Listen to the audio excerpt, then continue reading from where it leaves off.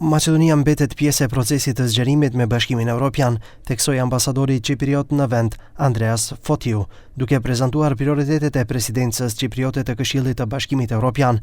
Në fjalimin e tij, ai theksoi se Ballkani Perëndimor mbetet rajon me rëndësi strategjike për BE-n, por megjithatë i kushtoi pak hapësirë integrimit të vendit në Bashkimin Evropian.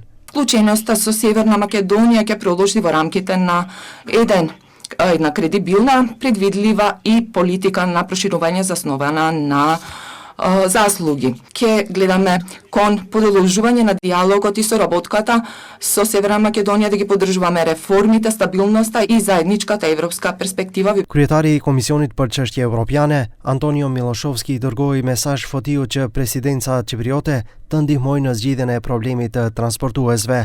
Ai përkujtoi memorandumin e nënshkruar nga Eurokomisaria Marta Kos për integrim më të shpejt dhe transport të papenguar të vendeve të Ballkanit Perëndimor në përputhje me planin e rritjes së Bashkimit Evropian. Нашиот апел од име на пратеничката група на ВМРО-ДПМН и коалиционите партнери до вас е да побараме од кипарското председателство оваа тема за балканските превозници да биде ставено на дневен ред на председателството на Република Кипар за време на вашиот мандат и да се најде начин во рамките на постоечката регулатива како ovoj problem da se nadmine. Kryetari i Këshillit Nacional për Eurointegrime, Venko Filipçe, shfrytëzoi seancën për të drejtuar kritika ndaj qeverisë.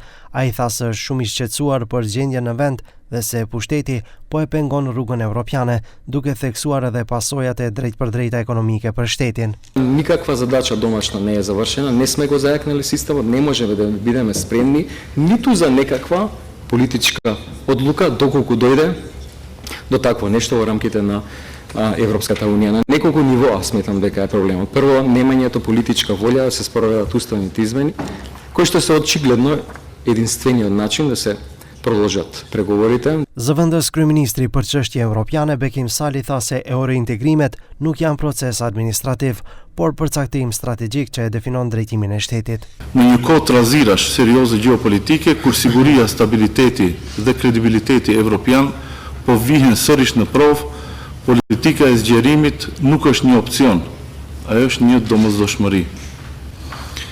Ajo është një investim në një bashkim evropian të qëndrueshëm, autonom dhe të fortë në vlera. Në këtë panoramë, Maqedonia e Veriut është pjesë e zgjidhjes. Mandati 6 mujor i Çipros, e cila mori presidencën e Këshillit të Bashkimit Evropian më 1 janar, do të zgjas deri më 30 qershor.